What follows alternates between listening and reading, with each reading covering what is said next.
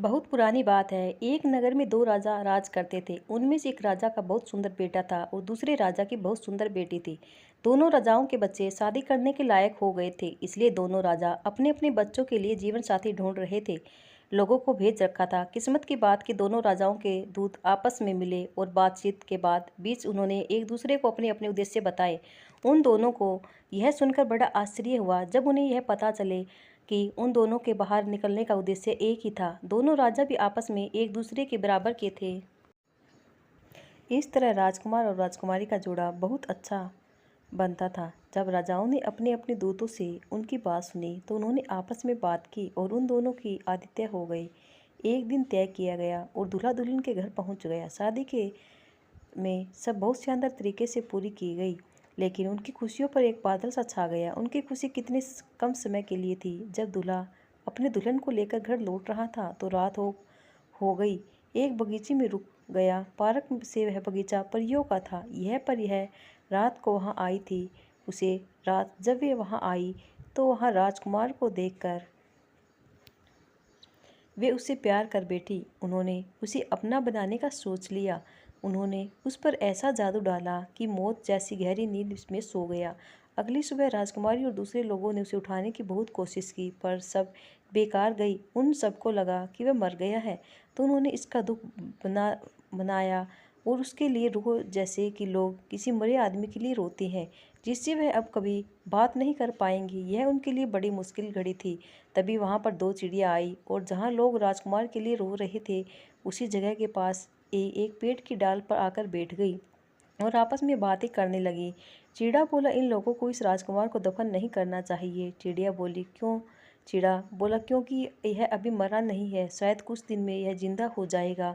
उनकी यह शब्द राजकुमारी के कानों में अमृत की तरह पड़े। उसने तुरंत यह आदेश दिया कि राजकुमार के शरीर को वहीं पड़ा रहने दिया जाए जहाँ वह है। उसने उन सब से यह वादा किया कि वह इस आदेश की वजह उन्हें बाद में बताएगी। इस आदेश के अनुसार राजकुमार के शरीर को इस बगीचे में छोड़ दिया गया और बाकी सब लोग अपने अपने घर चले गए। दुल्हन के लोग एक तरफ चले गए, दूल्हे की तरफ के लोग दूसरी तरफ चले गए।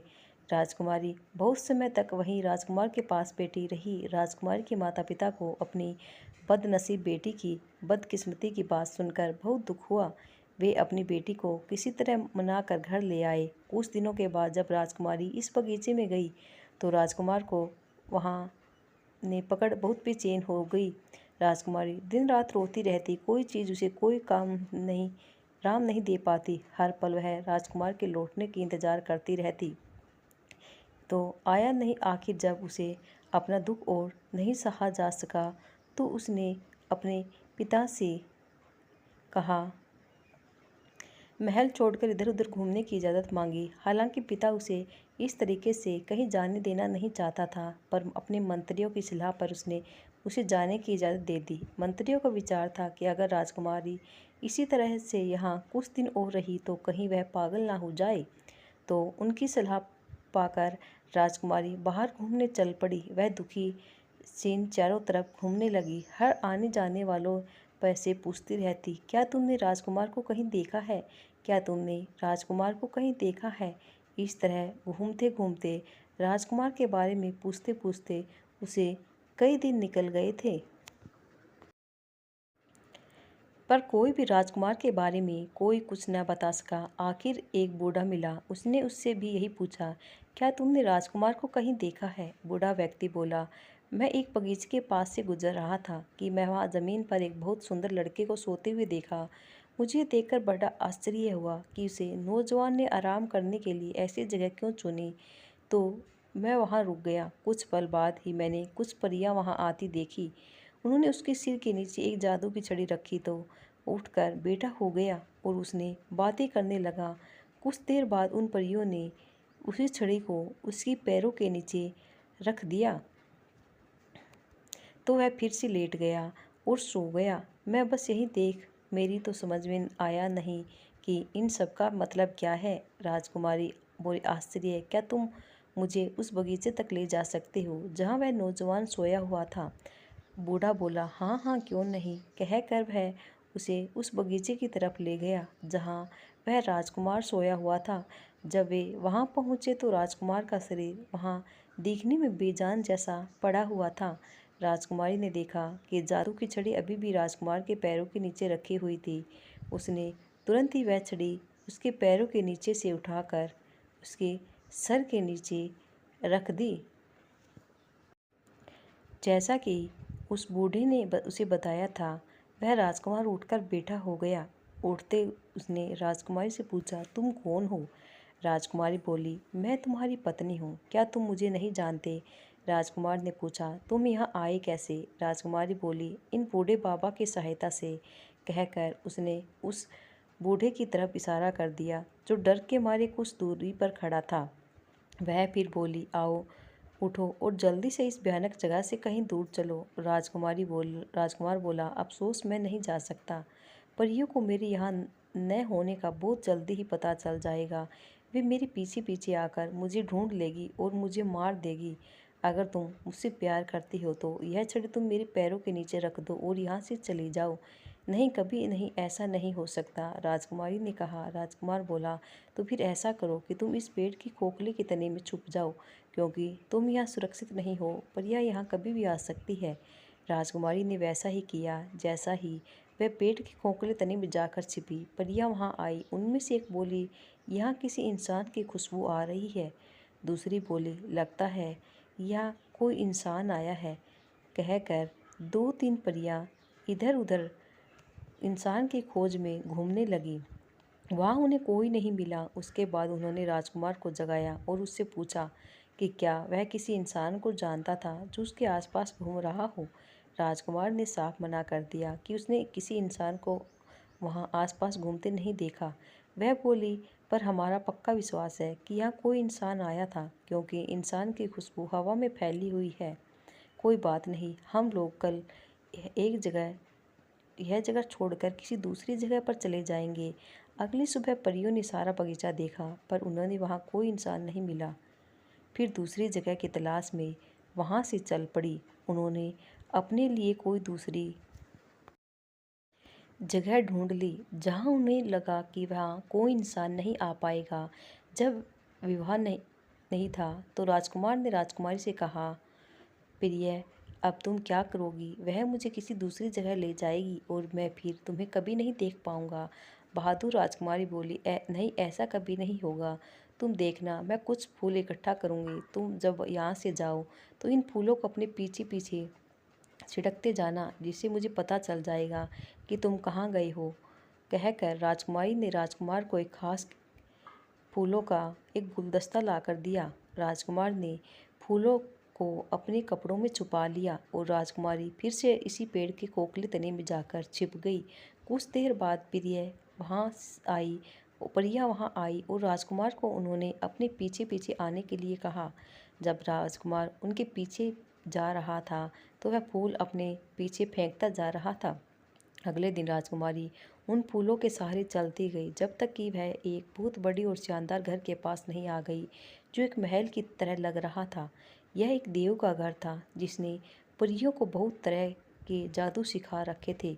राजकुमारी बिना किसी डर से उस महल के अंदर चली गई। उसने देखा कि वहाँ अंदर कोई भी नहीं था, तो वह एक जगह पर बैठ गई। करीब 2 घंटे के बाद देव आया। राजकुमारी को देखकर उसने सोचा कि शायद वह उसकी बेटी है, जिसे एक दूसरा देव जबरदस्ती उठाकर ले गया था। वह उसकी तरफ दौड़ता हुआ आया और बोला, मेरी प्यारी बेटी, तुम वापस कैसे आई? उसे नींद से तुम कैसे बच गई? राजकुमारी ने तुरंत ही हालात को अंदाज़ा लगा लिया था।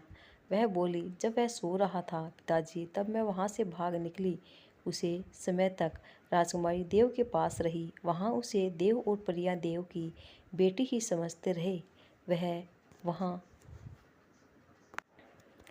जो चाहती वह करती थी और जहाँ जाती वहाँ जाती थी उसकी प्रार्थना पर। देव ने उसे कोई जादू भी सिखा दिए थे, जैसे किसी आदमी को मरा हुआ कैसे दिखाना, फिर कैसे उसे जिंदा करना, छिपी हुई चीज़ों को पता लगाना, आदि आदि। एक दिन उसने अपनी बुद्धि से पता लगा लिया कि राजकुमार एक परी की कान की बाली में छुपा हुआ है। उसने यह बहाना बनाया कि वह बाली उसे बहुत पसंद है, इसलिए वह उसे पहनने के लिए दे दी जाए। पहले तो परी ने कुछ ना नुकर की, पर फिर उसे देव की बेटी होने के नाते उसे बालियन को देना पड़ा, लेकिन इस शर्त पर कि वह बाली वह उसे अगले दिन लौटा दे। राजकुमारी इस बात पर राजी हो गई। जैसे ही परी ने उसे अपनी बाली दी और वहाँ से चली गई, राजकुमारी ने अपने जादू से राजकुमार को उसमें से बाहर निकाल लिया। राजकुमार ने बाहर आते ही इधर उधर देखा तो राजकुमार ने पूछा, क्या तुम मुझे पहचानते हो? क्या तुम मुझे नहीं जानते? मैं तुम्हारी पत्नी हूँ। तुम्हारे लिए मैंने अपने पिता का घर छोड़कर तुम्हारे लिए मैंने उस बगीचे में जाने की हिम्मत की जिसमें तुम लेटे हुए थे। तुम्हारे लिए मैंने देव के मकान में घुसने के साहस किया। क्या तुम मुझे नहीं पहचानते? राजकुमारी ने आगे कहा, आओ चलें, मैं तुम्हें अब बताऊंगी कि तुम्हें क्या करना है। देव उसके सब आदमी यह समझते हैं कि मैं उसकी बेटी हूँ जिसे कोई दूसरा देव से ज़बरदस्ती छीन कर ले गया था। मैं तुम्हें अपने पिता देव के पास ले जाऊंगी और उसे कहूंगी कि जब मैं उसे भगाने वाले देव से बचने की कोशिश से भाग रही थी तो तुम मुझे मिल गए। तुम्हारी सुंदरता देखकर मैं तुम्हारे ऊपर छा गई और मैं तुमसे शादी कर ली। मैं उसे यह भी बताऊंगी कि तुम एक ख़ानदान के हो, इसलिए वह हमारी शादी को मान ले। जब वह यह सुनेगा तो वह बहुत खुश होगा। तुम डरना नहीं, आओ और देखो कि क्या क्या होता है। राजकुमार की बात ठीक निकली। पिता देव अपनी बेटी की शादी की बात सुनकर बहुत खुश हुआ। उसने अपनी बेटी की शादी की खुशी में एक बहुत बड़ी दावत दी जिसमें उसने सारी परियों को बुलाया। परियों ने राजकुमार को पहचान लिया और उन्हें राजकुमारी पर गुस्सा भी बहुत आया, लेकिन देव के गुस्से के डर के से कुछ नहीं कह पाई। राजकुमार और राजकुमारी देव के पास कुछ हफ्तों तक आनंद से रहे। फिर राजकुमार ने देव से अपने माता पिता से मिलने की और राजकुमारी को भी उनसे मिलवाने की इच्छा प्रकट की। हालांकि देव उन दोनों को अपने पास ही रखना चाहता था, पर फिर उसे राजकुमार को घर जाने की इजाज़त देनी ही पड़ी। उसने उनके लिए बहुत सारी भेंटें इकट्ठी करके उनके साथ रख दी और उनसे जल्दी वापस आने के लिए कहा, और बहुत सारी चीज़ों के अलावा उसने उन्हें एक गद्दी भी दिया जिस पर जो कोई बैठ सकता वह उसकी मनचाही जगह पर पहुंचा देती थी। राजकुमार और राजकुमारी के लिए तो वह बहुत ही काम की चीज़ थी। उन्होंने उस गद्दी में अपना खजाना भरा और उसमें ऊपर बैठकर देव और सारी परियों को विदा कर राजकुमारी के पिता के राज्य चले गए। वह जल्दी ही वहां पहुंच गए क्योंकि राजा की बेटी घर वापस लौट आई थी और उसका पति भी मरा नहीं जिंदा था और उसके साथ था, तो उसे इस महल में ही नहीं बल्कि पूरे राज्य में खुशियां मनाई गई। फिर राजकुमार अपनी दुल्हन को अपने साथ अपने राज्य ले गया। वहाँ अपने बेटे को जीवित पकड़ पाकर राजा के किसी खुशी का ठिकाना न रहा। राजा ने जल्द ही राजकुमारी को उत्तराधिकारी घोषित कर राजा बना दिया। उसके बाद नया राजा अपना रानी के साथ खुशी खुशी जीवन व्यतीत करने लगा और उनके 2 बच्चे भी हो गए। दोस्तों, ये वीडियो कैसी लगी कमेंट करके ज़रूर बताना और हमारे चैनल को लाइक शेयर और सब्सक्राइब ज़रूर करना। धन्यवाद।